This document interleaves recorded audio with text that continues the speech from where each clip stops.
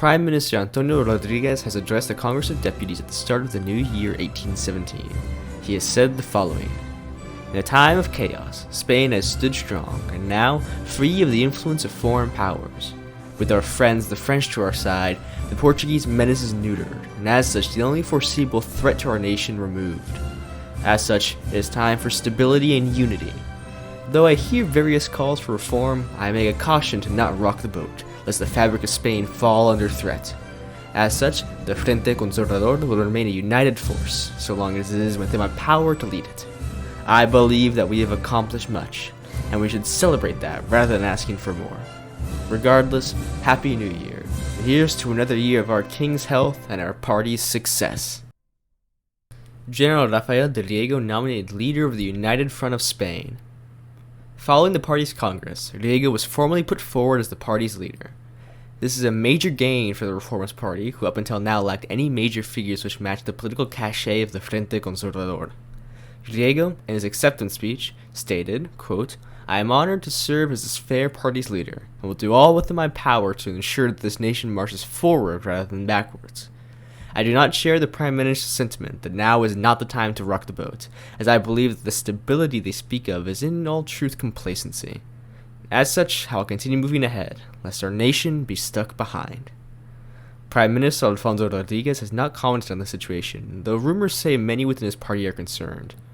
Though the United Front only has 20 seats in the Congress, these elections were held directly after the dissolution of the Iberian Union, and it appears the party has been rapidly growing in popularity. With a figure like Riego in charge, these concerns appear to be only growing. So far, Riego has been criticized for serving in politics while being in military office. This line of attack has been called out by many members of the United Front, pointing to the various current and former army officers in the Frente Conservador. The Plan of Zaragoza, establishment of the Partido Republicano Nacional. A group of radicals loosely associated with the left wing of the United Front of Spain have founded a new, illegal, explicitly Republican party. An anonymous manifesto titled The Plan of Zaragoza was drafted and seeks the following: the immediate abdication of Rey Fernando, the abolition of the Spanish monarchy in all forms, the reorganization of Spain into a free republic based on the principle of liberalism and equality, the reorganization of the colonies into free dominions based on referendum and home governance of each territory, a constitutional convention to decide upon the governing structure of Spain, renouncement of foreign influence, commitment to political neutrality, and the removal of military from politics. Prime Minister Alfonso Rodriguez has called the plan deeply disturbing, and has stated that he will consult with my cabinet and advisors in conjunction with senior members of my party and the king on the best plan of action to prevent growing radicalism in our great nation. The United Front of Spain has rejected any accusation of them being associated with the PRN, but have not explicitly condemned the group. The political ring of Arriba España has called the group shameful, saying it is necessary to, quote, "purge Spain of radicalism and ensure the empire and its traditions are maintained." Juan Reyes, leader of the party's paramilitary wing, spoke in blunter terms, calling the PRN traitors to the king and the nation, who must be hunted down and eradicated. "We start with the constitutionalists, then bring in Republicans. Tell me what's next. Laborists? Anarchists even? This must be stopped, and it must be stopped now." The underground laborist newspaper Solidaridad Obrera released a short article calling the group a, quote, "major, though flawed, step towards liberty in Spain." Announcement from the Prime Minister: establishment of the Special Commission on Radicalism. Prime Minister Alfonso Rodriguez has announced the creation of the Special Commission on Radicalism, tasked with, quote, "ensuring that the institutions of Spain, the Crown, and the Empire are not threatened from within." The commission is staffed almost entirely by members of the Frente Conservador Unida, and has the power to regulate news publications and public meetings, and, with the approval of Congress, deem certain groups as either dissident or criminal associations. Rodriguez has reaffirmed the Congress's rules against Republican parties, and promises an investigation to the PRM. However, he has rejected the calls from Arriba España to investigate the United Front of Spain, and has criticized the right wing of the party for, quote, "fostering a sense of paranoia for an issue which, in all honesty, is innocuous and will be stamped out with the proper diligence of the Guardia Civil." Laborist rally in Barcelona. A medium-sized, public laborist rally has taken place in Barcelona. This came as a somewhat shocking news to the government, which believed laborism was solely an underground force within the region. The Guardia Civil were quickly called in, suppressing the rally and arresting many prominent figures. Prime Minister Alfonso Reyes initially refused to comment, but when further asked, responded simply, quote, "It is of little concern. It was a dissident riot, which was quickly and peacefully halted by our brave officers in the Guardia Civil." Proposal of the Free Speech Law. Leader of Arriba España, Felipe de Cadiz, had proposed a new law allowing increased government regulations to free speech in the wake of the recent Laborist rally in Barcelona. Specifically, it would criminalize any speech, quote, "contrary to the laws, objectives, and principles of the Kingdom of Spain, the Crown, and its institutions." Prime Minister Alfonso Rodriguez has criticized the law for being overly vague, saying that the, quote, "special commission will continue its due diligence to root out radicalism without risking further instability and chaos." The bill is set to be voted on shortly. Passing of the Free Speech Law. Though initially it seemed as if the Frente Conservador would vote against the bill proposed by Arriba España, this changed after the king made a semi-public comment praising the bill's foresight and decisiveness. With this, it appears as if Rodriguez has changed his tune, slightly amending the bill so that a group must first be flagged by the Special Commission before any prosecution can begin. The bill was voted on and supported by the Frente Conservador and Arriba España, with small but vocal opposition from the United Front of Spain. Its leader, General Riego, has called the bill a, quote, "brazen overreach of government powers and a dangerous precedent more reminiscent of the Inquisition than any diligent and proper safeguard of democracy." Though the party could do little to stop the bill's passing, this sentiment appears to be echoed by large amounts of the Spanish populace, particularly those in urban regions in Andalusia. Major strikes across Catalonia, Aragon, and Andalusia. Only days after the passing of the Free Speech Law, strikes at a scale never before seen in the nation have broken out across much of the northeast and south of the country.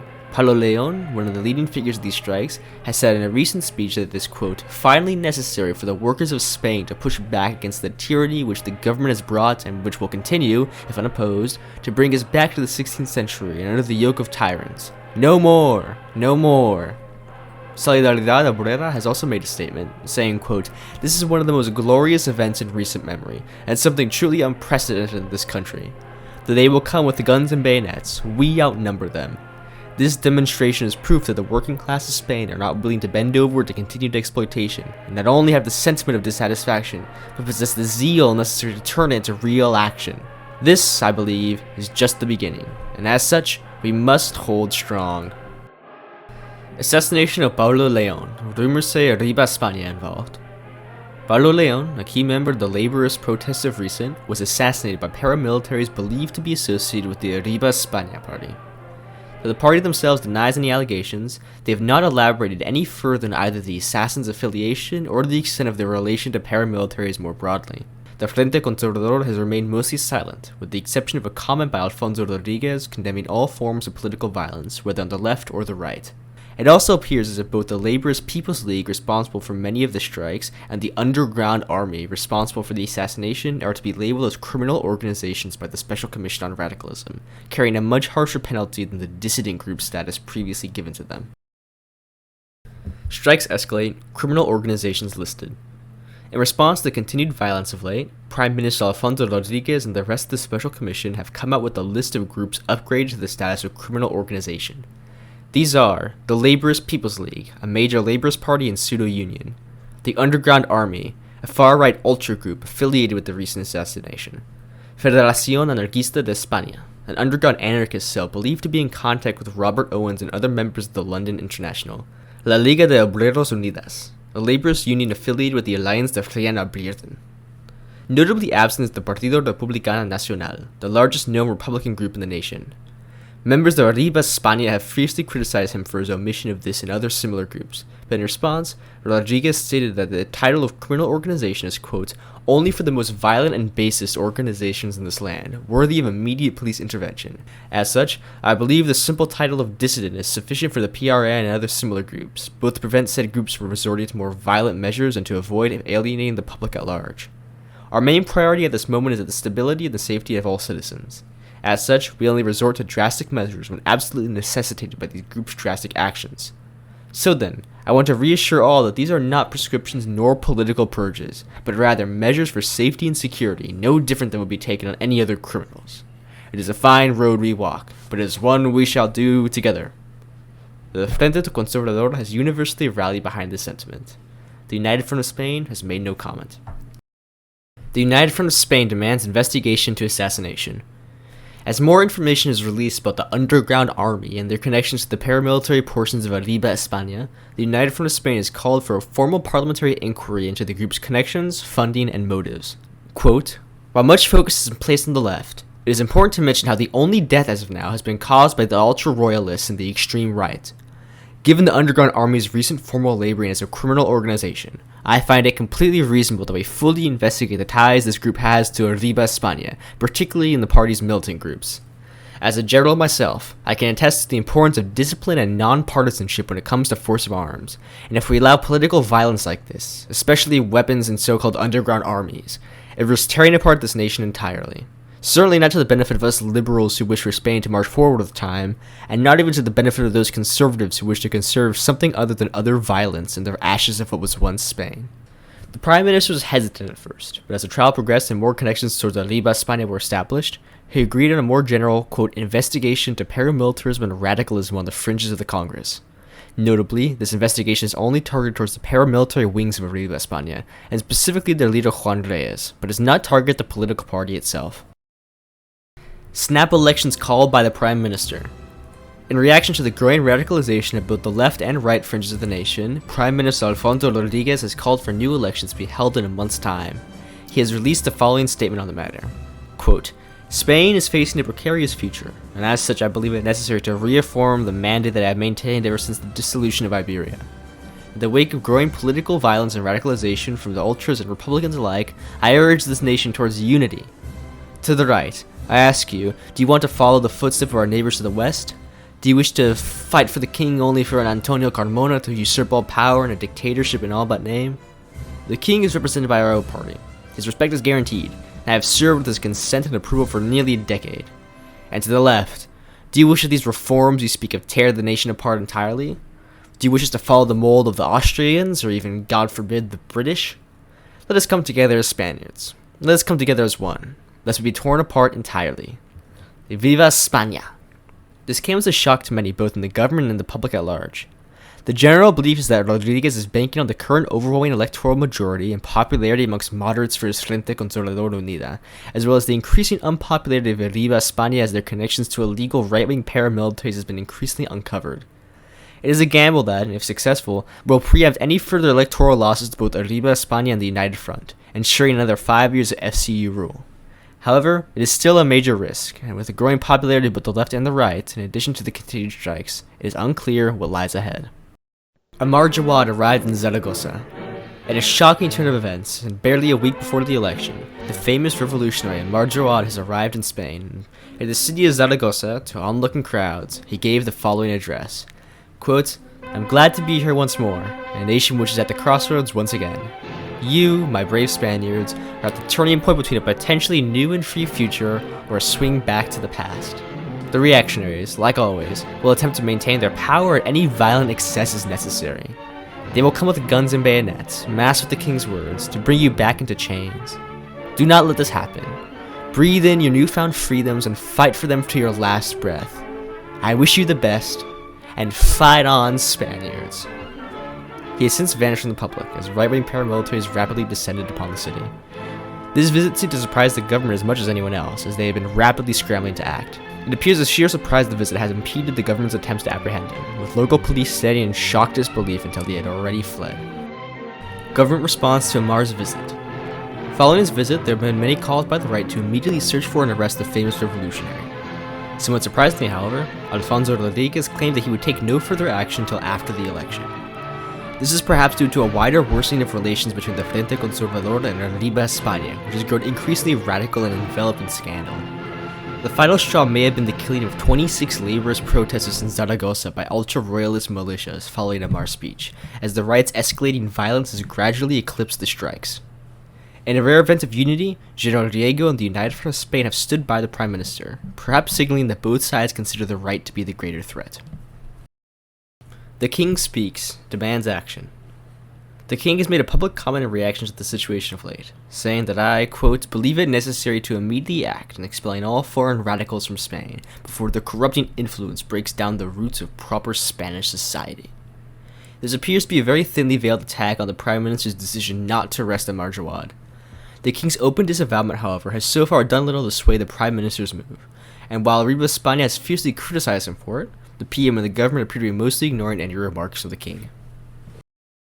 Royal pardon of Juan Reyes. In a unilateral decision by the king, paramilitary leader Juan Reyes had been preemptively pardoned of any wrongdoing in the ongoing investigation into radicalism by the Congress. It appears this comes in response to the government's actions following Ammar Jawad's arrival, with the king stating, quote, "If stability before the election truly is so important, then I will take this step to end the pointless witch hunt against imaginary right-wing extremists. Juan Reyes is a man concerned primarily about the defense of Spain, and this prosecution seems offensive to the nation." This bold move has to many mounted as a royal endorsement of Arriba España for the upcoming elections, throwing more powder onto the pile of an already unstable situation. Whether this action, however, will help or hurt the rights agenda remains to be seen, as while the king's endorsement may sway many, the reactionary nature of this action combined with the tacit endorsement of violent paramilitaries which have killed dozens already might only hurt the image of both the king and Arriba España. Only days before the election, the results will be seen. Election results. No clear majority. The results of the snap election have come in, and in a shocking turn of events, no one party has won a clear majority. The Frente Conservador still maintains a plurality of seats, but the United Front of Spain has made massive gains, coming in at a close second. The clear loser appears to be Arriba España, who has only marginally increased their seat share and are still far below any of the other two parties. While the United Front of Spain and General Riego have so far celebrated the gains, it is unclear what will happen now. The Frente Conservador has already shunned any coalition with the United Front of Spain, but to further strain this balance is the election of dozens of quote-unquote independents who are clearly affiliated with the illegal Partido Republicano Nacional in all but name. When accounted for, a coalition between independents and the United Front of Spain would only be 5 seats away from a majority, but the idea of crypto-republicans being elected to the Congress in the first place has thrown Arriba España into a rage, claiming the results to be illegitimate and manipulated by Laborist subversives. Alfonso Rodriguez appears to be in a dire situation for forming a new government. Normally, his Frente Conservador would have aligned with the moderate right and left in a centrist alliance, but this appears to be no longer possible. The uptick of violence associated with Arriba España would make any coalition with them seem inherently reactionary, and the massive electoral success the United Front has received makes any defections from their party to seem unlikely as well, as General Riego himself has said that no coalition with the Frente Conservador will be created if the United Front wasn't the senior partner. It appears the future of Spain itself is on the line. King intervenes, unilaterally declares Arriba España's Felipe de Cádiz as Prime Minister. In a shocking turn of events, Rey Fernando has intervened in the electoral deadlock, unilaterally declaring that Felipe de Cádiz will serve as Prime Minister. This has been met with near universal outrage from all but the most conservative and reactionary elements of Spain, as not only did Arriba España have no majority, but it came in last amongst the major parties. Most have seen this as blatant power grab, an example of democratic blacksliding, with the strikes resuming and many now calling Fernando a Rey Felon. Right-wing paramilitaries have flooded the streets to combat strikers as new, previously unseen levels of violence have erupted.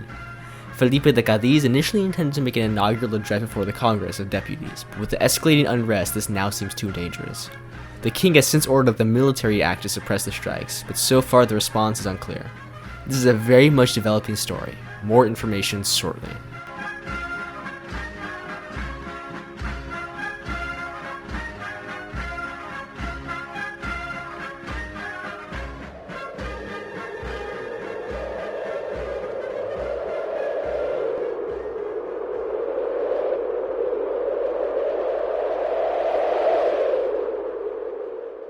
Military mutinies. Status quo restored? A bizarre series of events have occurred following the appointment of Cádiz as Prime Minister and the deployment of the army to stop unrest. It appears that, under the leadership of General Riego, the army has mutinied en masse and stood aside. General Riego made the following short address, simply stating, quote, "The army will not be used to enforce the will of an unelected government." The behind-the-scenes situation seems even more murky, but most reports say that General Riego and his United Front of Spain have come to an interim agreement with the Frente Conservador, essentially temporarily ignoring the results of the election, going on as if Rodriguez is still the Prime Minister until the situation stabilizes. It is unclear what exactly this means for Alfonso Rodriguez, the crafty politician who has navigated power for nearly 10 years. Some believe that he has once again managed to wrangle his way back to the top, but it seems unlikely that the vastly more popular United Front will allow Rodriguez to reassert himself so easily. It appears as if his power now relies on the tacit support of the United Front, both due to their electoral success and perhaps more critically the fact that it has been shown that the army is generally loyal to Riego, at least so far as opposing the king's reactionary self-coup. more information pending. Formation of the Frente Popular de España. Despite the temporary restoration of the status quo, it appears as if the United Front of Spain is still making moves. In a major turn of events, General Riego has merged the United Front of Spain with the explicitly Republican and illegal Partido Republicano Nacional. Despite this clearly being a violation of both the law and congressional protocol, and despite calls from the Frente Conservador to oppose this, Alfonso Rodriguez has so far not even commented on the situation, and in fact has not even been seen in public since the initial elections.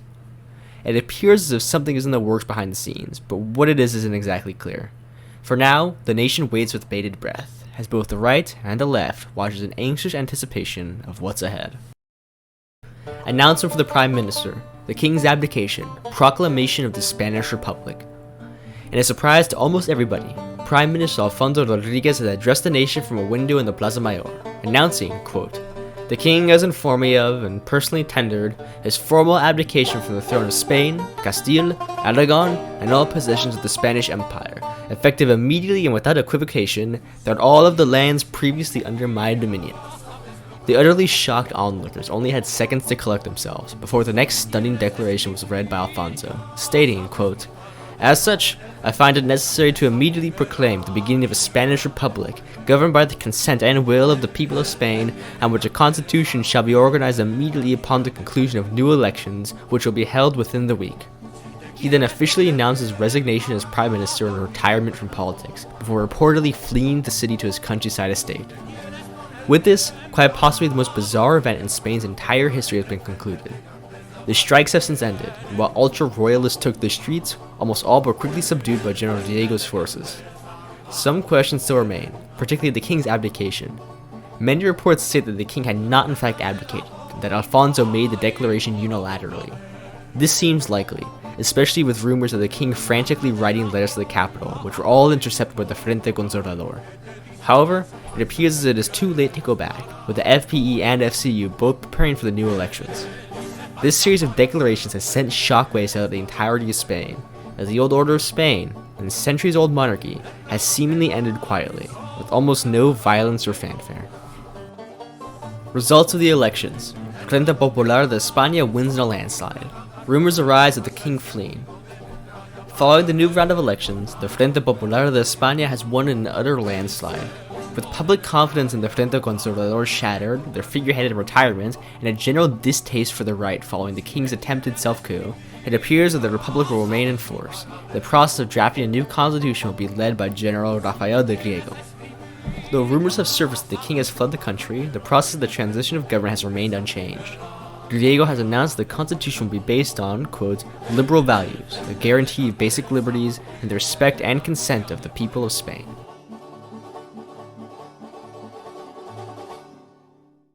New constitution unveiled. King confirmed to have fled to France, president to be elected. The new constitution of the Spanish Republic has been unveiled by General Rafael de Riego, and with the final steps transitioning away from the monarchy completed. With it confirmed that the King has fled to France, it appears that for now the Republic is safe from any more internal unrest, so the results of the King's pleas for French intervention remain to be seen. The Constitution lays out a unicameral legislature, the Cortes Generales, led by the Prime Minister of Spain, which is elected amongst the largest party in the Cortes. It also creates the office of President, a ceremonial head of state serving 5-year terms which is to be elected shortly. The national anthem shall be the newly created Himno de Riego, honoring the national hero and founding father of the nation.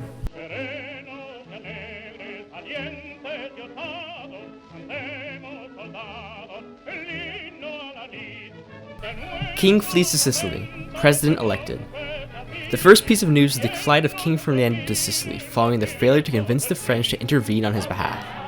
He has decried the supposed abdication as a, quote, fabrication, a treasonous farce of the highest measure. And so it appears the King has not quite given up so easily, and will instead attempt to undermine the Republic from abroad. It is unclear, however, whether Sicily will accommodate the request of a king who is, in all actuality, a threat to the power of the Sicilian king himself. In addition, presidential elections of Spain have now been concluded. Initially, ex-Prime Minister Alfonso Rodriguez courted with the press about a potential candidacy, saying, quote, "I have served Spain diligently for nearly a decade, navigating through the greatest crisis it has seen in centuries. While I have retired from formal politics, I believe that out of any available candidates, I am most suitable as a figurehead to unite the Spanish people in the times ahead.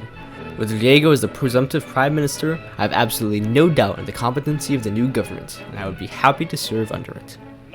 It is a somewhat surprising turn of event, however. Rafael de Riego has decided not to accept the position of prime minister, stating that he does not want to, quote, promote cults of personality and devotion while the republic is still in its infancy. He has nominated fellow member of the ex-United Front Evaristo Perez de Castro as his party's candidate for prime minister, and announced his electoral bid for president. This essentially doomed any chance of Rodriguez being elected, and he has since withdrawn.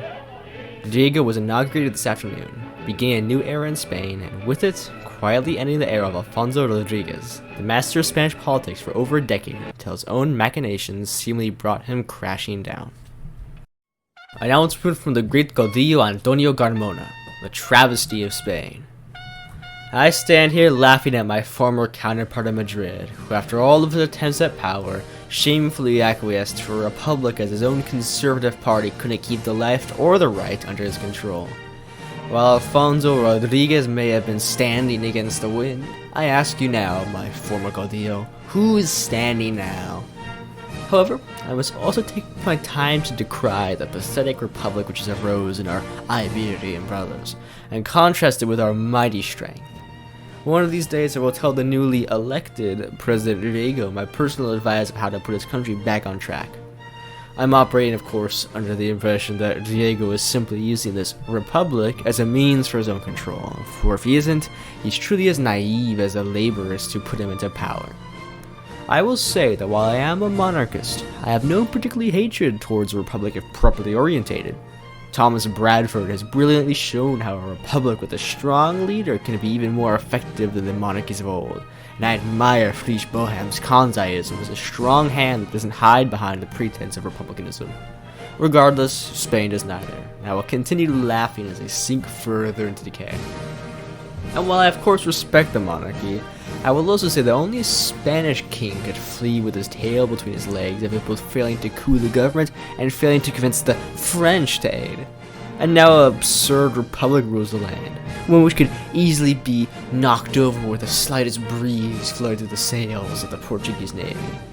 But before Mr. Riego or Perez or whoever is the leader next week gets spooked at my comments, I will say I have no intentions of wasting my time on your meager nation. I shall instead watch the sun rise over Portugal as the sun sets over Spain. Ate Portugal! Rafael de Riego, response to the Iberian dictator.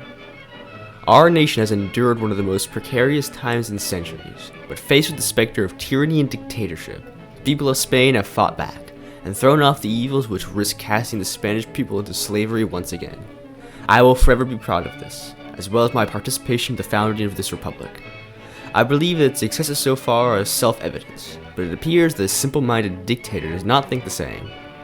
I will take no time to slander Alfonso Rodriguez, but Antonio Carmona may be the basest individual in Europe, and it is a shame that our nation ever believed otherwise. He has turned Portugal into an authoritarian police state, a violation of the liberty to the highest degree, and a backwater that betrays the history of a great people. He used the mask of tradition and glory to hide his plundering of the Portuguese nation, and through illusory gains in Africa, seeks to reverse by force the inevitable transition towards colonial autonomy, which I will ensure occurs throughout our former colonies. His government is nothing more than a pyramid scheme, prompted by sheer violence and dependence on the very foreign powers which Carmona claims to shake off. He is, in a sentence, a pathetic man who has betrayed a wonderful people, and my heart goes to the Portuguese people living under his idiotic dictatorship. And as to his claims about a republic, I ask you, people of Spain, would a single one of you rather be living under the reigns of Arriba España, under the yoke of El Rey Ferrón? While there will undoubtedly be tough times ahead, the foundation of democracy is the idea that it is the job of the people and the people alone to face it. And regardless of any disagreements, I am certain that no deputy in Congress, from the Partido Laborista to the Frente Conservador, would fall to the cruelty like that in Bradford's Britain or Kanzaiist Icria. So while it seems much of Europe has lost hope, has been satisfied with trading authoritarian monarchs for authoritarian dictators, Spain will not follow suit. We will, as we always have, march ahead, following the light of the sun in our path. Adelante!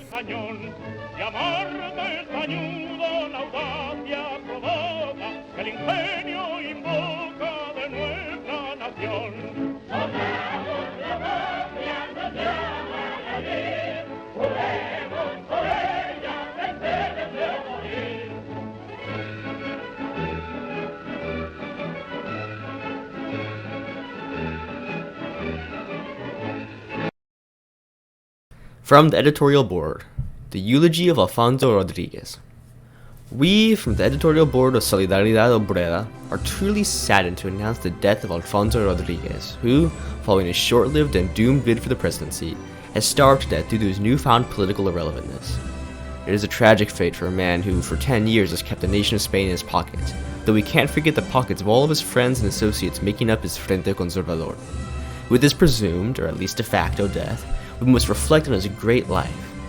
Today we celebrate the man who, with his youth and vigor, liberalized Spain into a constitutional monarchy, which is entirely his own doing and initiative as opposed to a bleak move by the king to use a power-hungry politician and meager reforms to protect from falling to revolution due to his horrific mismanagement of the colonies.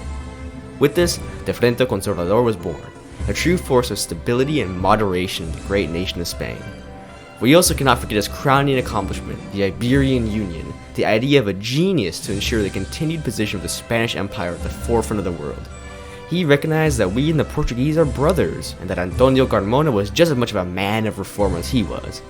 We also cannot forget how Rodriguez, as an act of unity of course, humbly gave up power to the president of the Iberian Council, who served a rotating one-year term, to protect democracy of course, while the position of prime minister remained entirely unchanged in the Spanish portion of the Union. With this great union, our nation marched ahead in its greatest victory in recent memory, while of course ensuring that the Spanish Empire remained completely united. We then cannot forget his other crowning accomplishment, bravely defending us from Antonio Carmona and the Portuguese dogs who so cruelly used the Union as a power struggle. Rodriguez, of course, would never take part in a power struggle, and it was only by God's providence that Rodriguez had his entire party at a session that allowed him to override Carmona's committee. With this, we, as he so eloquently said, were standing against the wind, totally alone but valiant regardless, as the sun will never set on the Spanish Empire. Then we cannot forget another crowning achievement, albeit his only true one, the Imperial Parliament, a necessary reform which allowed the colonies to be treated as more than just tools for exploitation and enrichment. A brave policy by a brave man, and proof that the colonies are more of an association of friends than part of an empire ruled from another continent. Then we cannot forget his crowning achievement of keeping us safe from the Laborist scum who wish to throw Spain into degeneracy. Then his crowning achievement of keeping us safe from the right-wing scum when the king began exerting his power in a way that hurt his covert dictatorship. I could continue, but I think you readers get the point. I can't wait for his autobiography to claim the establishment of the Republic as his crowning achievement, before explaining how he's a crypto-republican the entire time, who just happened to lead a party of grandees quite literally called the Frente Conservador. I think it's safe to say that it'd be better for all of us if the reason for his lust for power was that he truly fed on it, and as a result will soon die of starvation in his countryside estate before he can publish his memoirs. At the very least, we can hope, and stare with a smile that his 10-year rule has led him to this sorry state.